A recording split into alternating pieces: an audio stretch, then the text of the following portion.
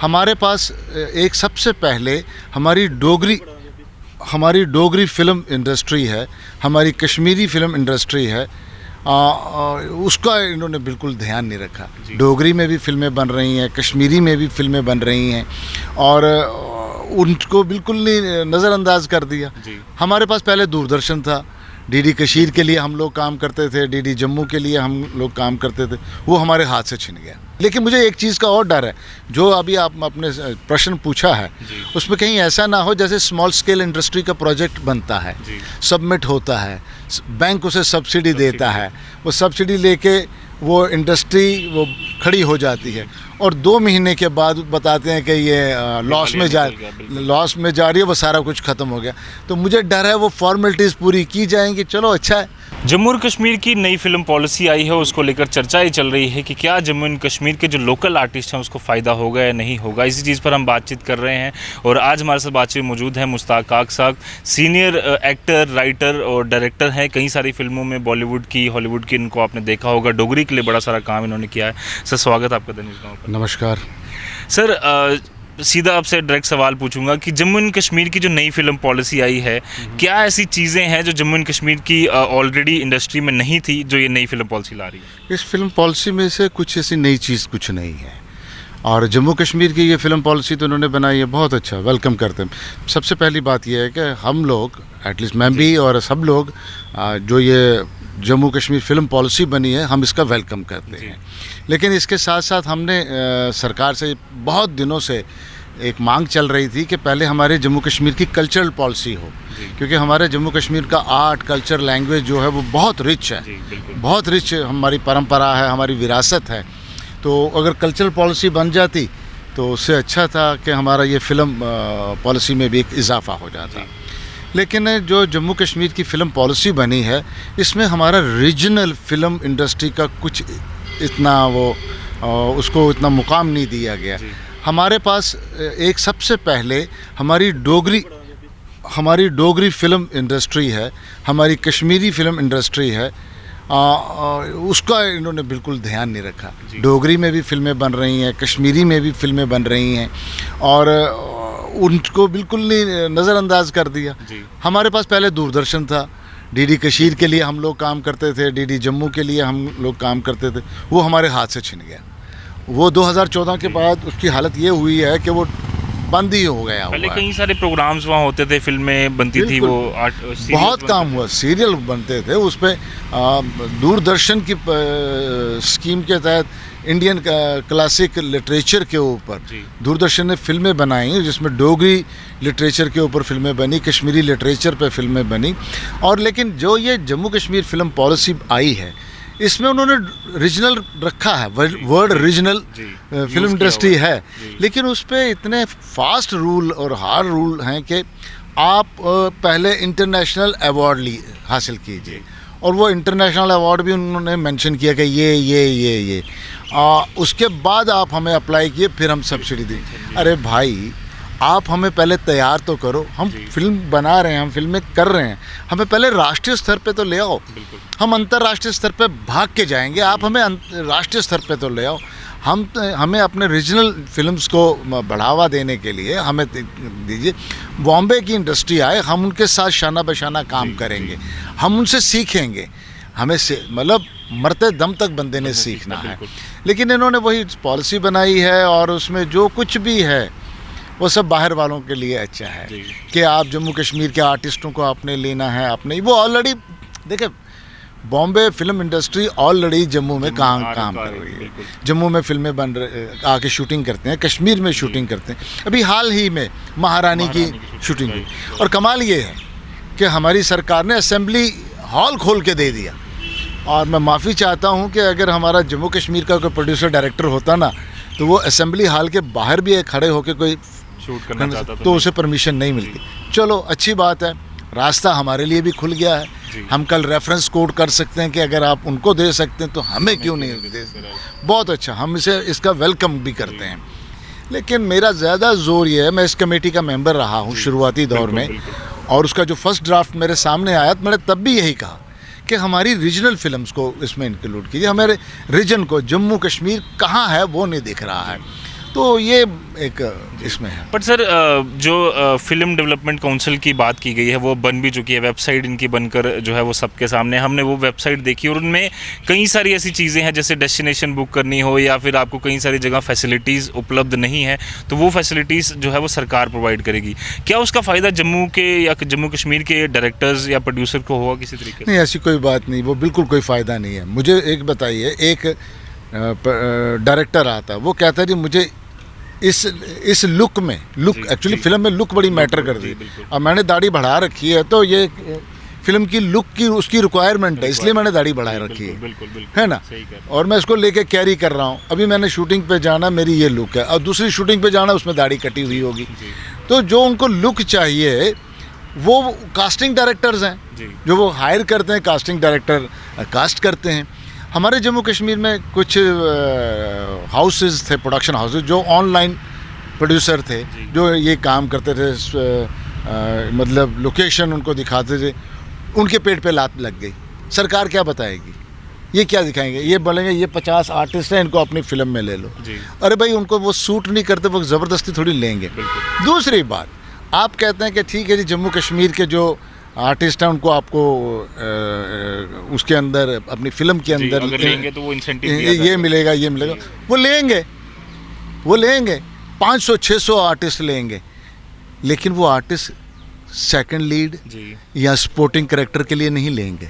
वो क्राउड जो इकट्ठा करना है, उसमें वो फाइल का एक कागज़ भर दिया जाएगा, हमने 600 आर्टिस्ट जम्मू से लिए या कश्मीर से लिए, तो पर ये थोड़ी उसमें लिखा जाएगा कौन से रोल के लिए लिए हैं। लेकिन वो फाइल पूरी हो गई और वो सब्सिडी मिल गई।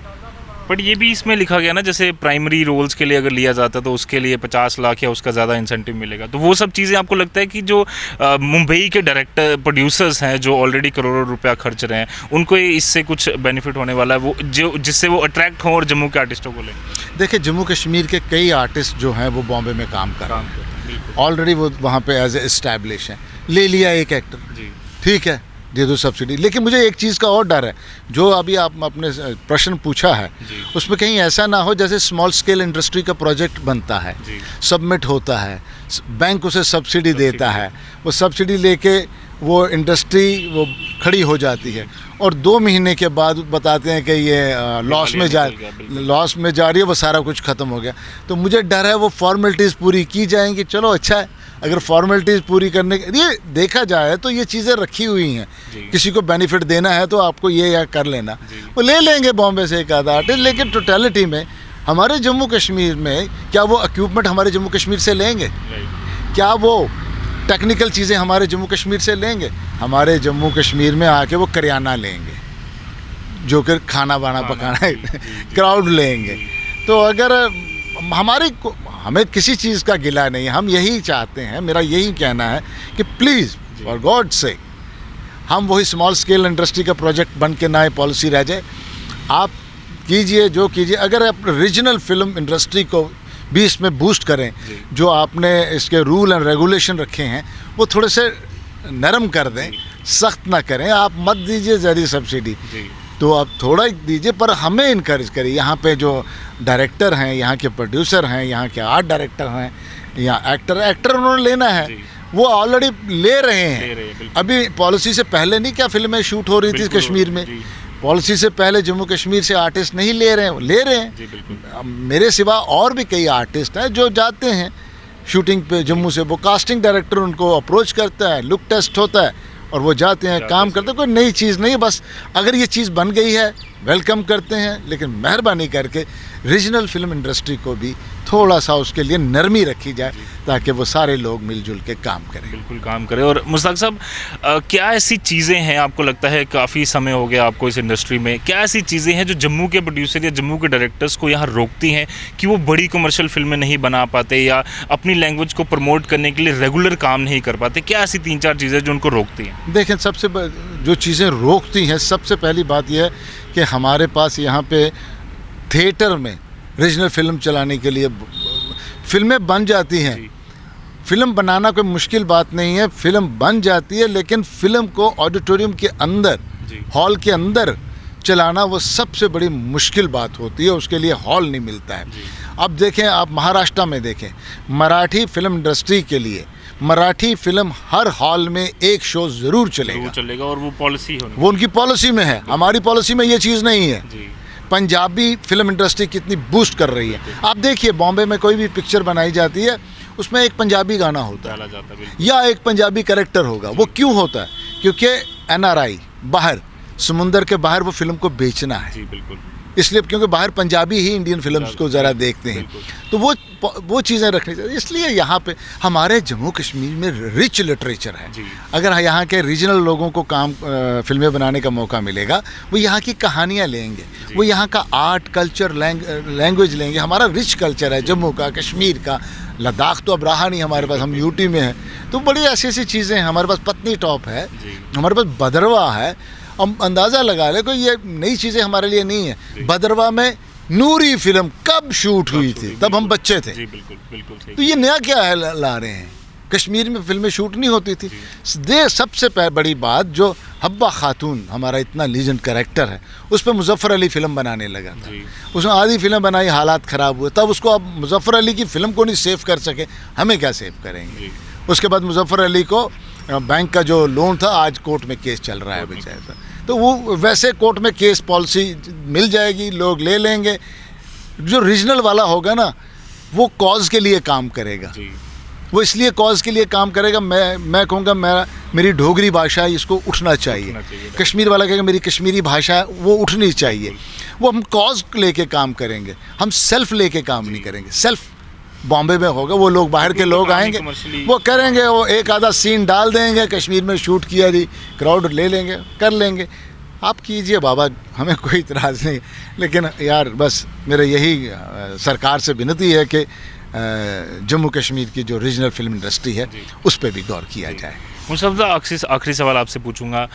जम्मू एंड कश्मीर में जो फिल्में अभी तक बनी हैं, जो रीजनल फिल्में बनी हैं, हम देखते हैं या दूरदर्शन अभी भी DD डोगरी में कुछ प्रोग्राम्स एक दो जो आते हैं, हम देख रहे हैं उसकी क्राउड या उसकी जो ऑडियंस है वो काफ़ी कम है। आपको लगता है कि ये कुछ कारण ऑडियंस की तरफ से कुछ कमी रही है कि ऑडियंस ज़्यादा नहीं बन पाई, या हम लोगों ने खुद सपोर्ट नहीं किया, या उस तरह की फिल्में या उस तरह का आर्ट हम पेश नहीं कर पाए? देखिए, सीधी सी बात है, फ़िल्म के लिए मैं ये कहूँगा कि पहली बात तो ये है कि जब रीजनल फिल्म बनेगी, तो जब हॉल में लगेगी तो उसका टैक्स एग्जम्प्ट करना चाहिए। जी, आपने देखा होगा, जो बड़ी बॉम्बे की फिल्म आती, कोई अच्छी फिल्म है, जो गवर्नमेंट की तरफ से उसका टैक्स एग्जम्प्ट किया जाता है।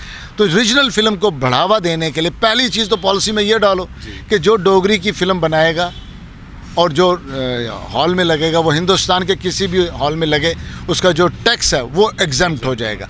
तो टिकट रेट जो है वो कितना कम हो जाएगा। तो इसीलिए आम आदमी भी उस फिल्म को देखने पहुंचेगा। 200 के टिकट के ऊपर आपने 100 रुपये का टैक्स है, तो वो एफर्ट करता है, थोड़ा सा डरता है, सोचता है। फिर वो अगर वही टिकट 100 रुपये पे मिलेगी, बंदा भाग के जाएगा, फिल्म देखेगा, खुद ब खुद इंडस्ट्री हमारी बूस्ट होगी। तो ये काफ़ी ज़रूरी चीज़ें हैं। और मुस्तफा साहब, क्या तवक्को रखते हैं सरकार से कि इस पॉलिसी में एडिशन की जाए, या एक कल्चर पॉलिसी अलग से लाई जाए? टीवी पॉलिसी में भी कुछ बदलाव की उम्मीद की जा रही है। क्या उन चीज़ों में अगर एडिशन की जाती है तो जम्मू का आर्टिस्ट कहीं ना कहीं उसको संतुष्टि ज़रूर मिलेगी? देखो जी, जम्मू कश्मीर का आर्टिस्ट पहले भी सफ़र कर रहा है, आगे भी सफ़र ना करे। उसके लिए यही है कि मेहरबानी करके ये जो पॉलिसी इन्होंने बनाई उसी में अमेंडमेंट कर दें। जो बातें हम रिक्वेस्ट कर रहे हैं उसको अमेंडमेंट कर दें। हम इस पॉलिसी का वेलकम कर रहे हैं। हम तो कह रहे, मैं तो ये चिल्ला रहा था इतने देर से, मैंने कहा ना, कल्चरल पॉलिसी जम्मू कश्मीर की नहीं बनी, फिल्म पॉलिसी टर्न करके बन गई। तो चलो बन गई तो बहुत अच्छा है, तो इसमें बस इस अमेंडमेंट करना है और सरकार कर सकती है, उसके पास पावर है। बिल्कुल, तो वो अमेंडमेंट करे तो हमें भी खुशी होगी। जी, पूरी यही उम्मीद रखते हैं। और मुश्ताक जी ने कई सारी डिटेल में बातें की हैं ताकि जम्मू एंड कश्मीर की जो रीजनल इंडस्ट्री है उसको किस तरह से प्रमोशन मिले, उसको किस तरह से बचाया जाए और उसको आगे किस तरह से ग्रो किया जाए, उस पर एफर्ट सरकार के ज़रूरी हैं। और Jammu and Kashmir film policy में अगर अमेंडमेंट्स ये होंगी तो जम्मू एंड कश्मीर के जो आर्टिस्ट हैं उन्हें भी एक भरोसा मिलेगा कि जम्मू एंड कश्मीर को प्रमोट करने के लिए, लोकल लैंग्वेज को, रीजनल इंडस्ट्री को प्रमोट करने के लिए सरकार ने कई सारे एफर्ट किए। तो इसी उम्मीद के साथ मुझे और मेरे कैमरा पर्सन कमल सिंह को फिलहाल के लिए दी जाए। ऐसे और एपिसोड्स देखने के लिए आप ये बने रहिए द न्यूज़ नाउ एक्सप्लेन के साथ। धन्यवाद।